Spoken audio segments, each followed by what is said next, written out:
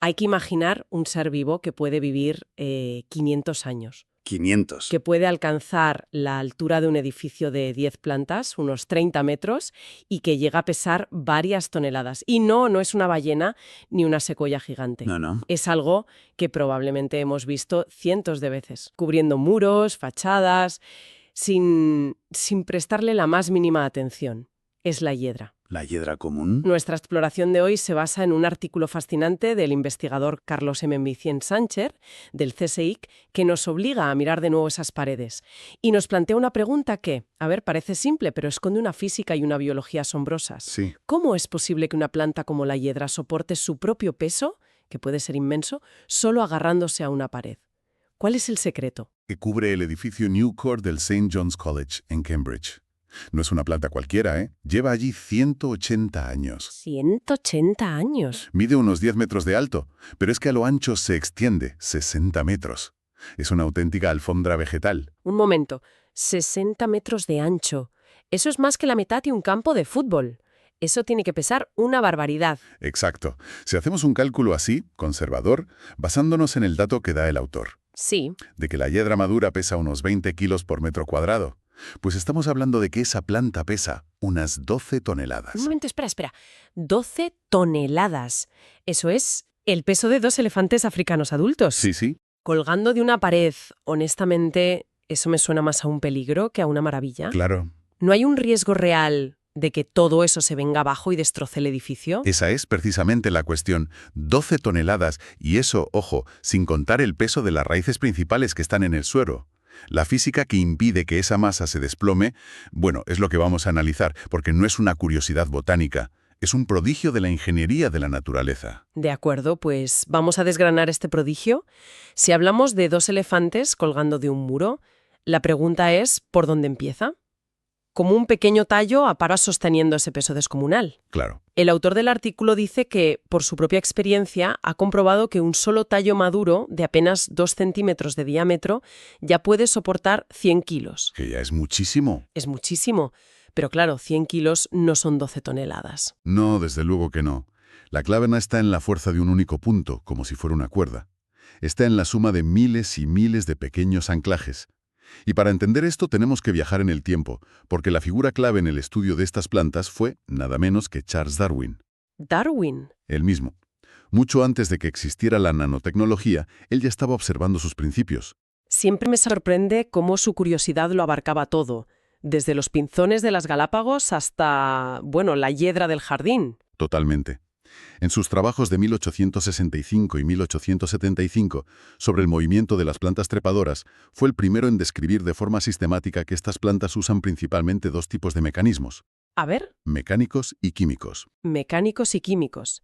Suena a una ferretería y a un laboratorio a la vez, todo en una sola planta. Es una analogía perfecta, sí. El primer mecanismo, el mecánico, es el más conocido. Lo vemos en los guisantes o en las viñas, que utilizan zarcillos. Sí, esos hilitos que se enrollan. Exacto, esos tallos finísimos que se mueven hasta que tocan un soporte y se enrollan como un muelle. Pero la hiedra no. La hiedra usa un segundo tipo de mecanismo mecánico mucho más sutil. Desarrolla unas raíces aéreas modificadas, muy cortas, que parecen pequeños pelos rígidos. Y supongo que esas raíces son las que se meten en la pared. Justo. Son como diminutos ganchos de escalada. Buscan cualquier mínima grieta, cualquier irregularidad en el mortero. Se introducen y una vez dentro se ensanchan un poquito. Se hinchan. Se hinchan, por así decirlo. Crean un anclaje por fricción, como un taco de ferretería. Y esto le da a la planta una sujeción inicial muy sólida para empezar a trepar. Vale, entiendo los ganchos, pero aún así me cuesta creer que un montón de taquitos puedan soportar el peso de 2 elefantes. Sigue pareciendo insuficiente. Y lo es, porque, y esto es lo importante, este es solo el anclaje inicial.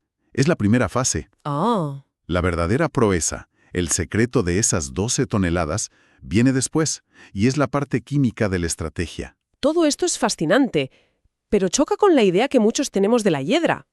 Siempre se ha dicho que destruye las paredes, que esas mismas raíces de las que hablamos se meten y lo destrozan. Estamos defendiendo a un vándalo vegetal. Es una duda muy común, sí. Y la respuesta es, depende.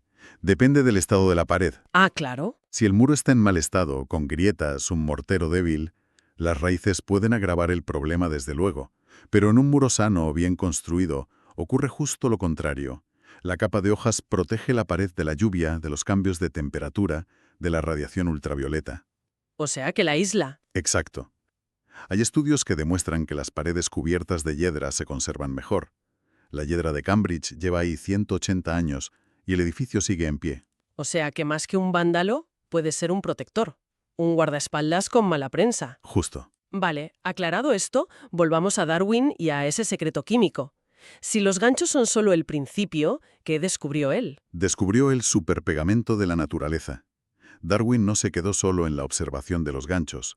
Siguió mirando con una paciencia que hoy nos parece sobrehumana. Ya. El artículo cuenta que hizo un experimento muy sencillo.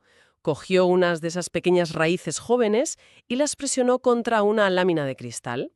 Y observó que las puntas empezaban a secretar un líquido transparente y viscoso. Debió de ser un momento eureka en toda regla. Sin duda. Pero lo mejor vino después. Dejó esas raíces en contacto con una superficie sólida durante unos 10 o 15 días. Ajá. Al volver a examinarlas, vio que ese líquido se había transformado. Se había vuelto mucho más denso, opaco y extremadamente adherente. En resumen, Darwin demostró que la hiedra no solo se engancha mecánicamente, Sino que se pega. literalmente, fabrica y aplica su propio adhesivo de alto rendimiento para pegarse a la pared. Es increíble. Y lo que para él era una observación a simple vista, hoy supongo que podemos analizarlo a nivel molecular, ¿no? ¿Qué es exactamente ese pegamento? Exactamente. Hoy, con la ciencia del siglo XXI, le hemos puesto nombre y apellidos a lo que Darwin vio. Ese pegamento es una mezcla de glicoproteínas. Vale. Pero el verdadero secreto no está solo en la química, sino en su estructura, en cómo se aplica. La planta no segrega un chorro de pegamento, lo emite en forma de esferas diminutas, Esferas, como si fueran pequeñas gotas. mucho más pequeñas. Lo emite en forma de nanopartículas. Espera, nanopartículas. Estamos hablando de una planta que lleva millones de años en la Tierra utilizando una tecnología que nosotros hemos empezado a desarrollar hace unas pocas décadas. Precisamente. Es un caso perfecto de biomimética inversa. La naturaleza ya lo había inventado. El artículo especifica que estas partículas esféricas miden entre 50 y 80 nanómetros de diámetro. Que eso es minúsculo. Que es tan importante que sean tan pequeñas. Porque a esa escala las reglas cambian. Una superficie que a nosotros nos parece lisa, como un cristal, a nivel nanométrico es un paisaje montañoso, lleno de valles y picos. Claro. Al ser tan increíblemente pequeñas, estas nanopartículas líquidas pueden fluir y rellenar cada microporo, cada fisura, creando un contacto íntimo, una adhesión casi perfecta. Una vez que el líquido se seca y polimeriza, el anclaje es extraordinariamente fuerte. Y cuando dices extraordinariamente fuerte, ¿cómo de fuerte? El artículo nos da una comparación que es sencillamente espectacular. Este pegamento natural de la hiedra es 100 veces más potente que el adhesivo que segregan los mejillones para adherirse a las rocas. Un momento. Para ahí. 100 veces más que los mejillones. Pero si los mejillones son el ejemplo por excelencia de la superadhesión. Su pegamento es lo que se lleva años intentando replicar para adhesivos submarinos. Pues la hiedra lo supera por 2 órdenes de magnitud. Y ahora podemos conectar esto con el problema inicial. Las 12 toneladas. Exacto. Recordemos las 12 toneladas de Cambridge. Cada una de estas pequeñas raíces que segregan el pegamento, las radículas, apenas tiene 1 milímetro de diámetro. Son diminutas. Pero es que no hay una o dos. El artículo dice que hay decenas de ellas por cada centímetro de tallo. Claro, la fuerza no está en un solo punto. Exacto. Si multiplicamos la fuerza de cada nanopartícula por las miles y miles de radículas que hay a lo largo de esos 600 metros cuadrados, el resultado es una fuerza de adhesión total distribuida por toda la superficie.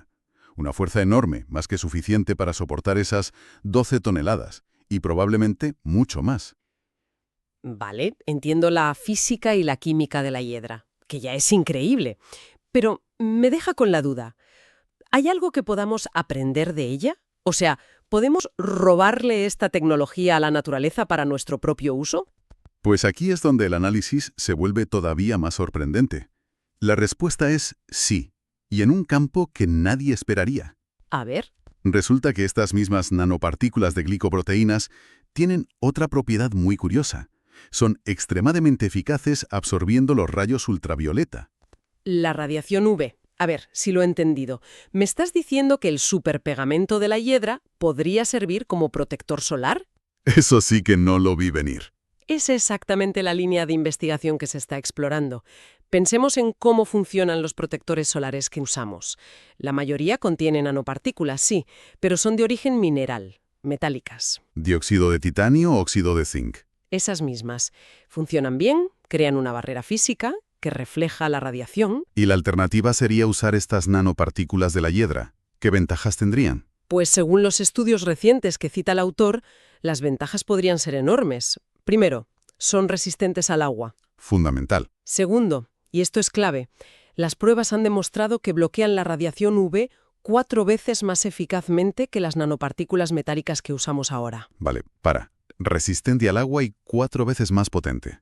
Suena demasiado bueno para ser verdad. ¿Dónde está el truco? Supongo que la pregunta clave es la seguridad, ¿no? Has dado en el clavo. ¿Sabemos si es seguro para la piel humana a largo plazo? Ese es el gran pero y el principal obstáculo. Una cosa es que sea eficaz en un laboratorio y otra muy distinta que sea seguro para un uso continuado en personas.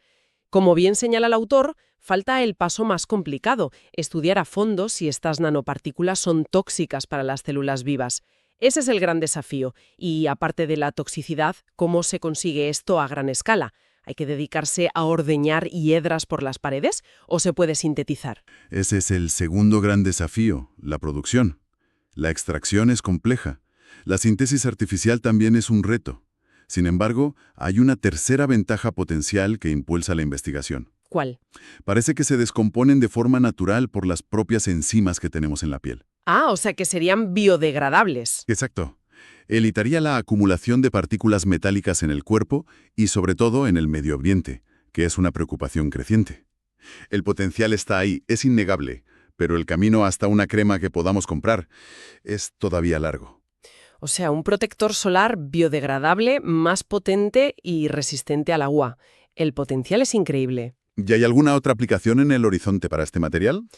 Sí, el artículo menciona brevemente otra posibilidad.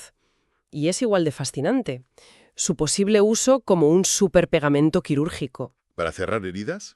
La misma propiedad adhesiva que une la planta a la pared podría, en teoría, usarse para sellar heridas o unir tejidos durante una operación, quizás de forma más eficaz que las suturas. Pero, de nuevo, estamos en una fase muy inicial. Es asombroso. Resumiendo, la capacidad casi mágica de la hiedra para sostener toneladas se debe a una estrategia doble. Primero, unos anclajes mecánicos, esos pequeños ganchos. Y segundo, y aquí está la clave, un potentísimo superpegamento biológico, basado en nanopartículas. Me fascina pensar cómo algo tan común, que vemos todos los días, esconde una nanotecnología tan avanzada que apenas empezamos a comprender. Y eso nos lleva a la reflexión final. El autor cita una frase de El origen de las especies de Darwin que, leída hoy, parece profética. Escribió: «En el futuro veo campos abiertos para otras investigaciones interesantes». No podía ser más acertado. Lo dijo hace más de 150 años. Su paciente observación de un simple líquido pegajoso abierto la puerta, siglo y medio después, a investigar protectores solares de nueva generación y pegamentos quirúrgicos. Deja una sensación de vértigo pensar en todo lo que nos queda por descubrir en lo que tenemos delante de los ojos. Exacto, y esa es la pregunta que podemos dejar en el aire. Si la hiedra, una planta que a menudo damos por sentada, esconde los secretos de un adhesivo nanotecnológico y un filtro solar avanzado, ¿qué otras soluciones, qué otras tecnologías asombrosas podrían estar esperando, a plena vista, en las plantas más comunes que nos rodean? Quizás la próxima gran revolución tecnológica no está en un laboratorio de silicio, sino en el jardín de la casa de al lado.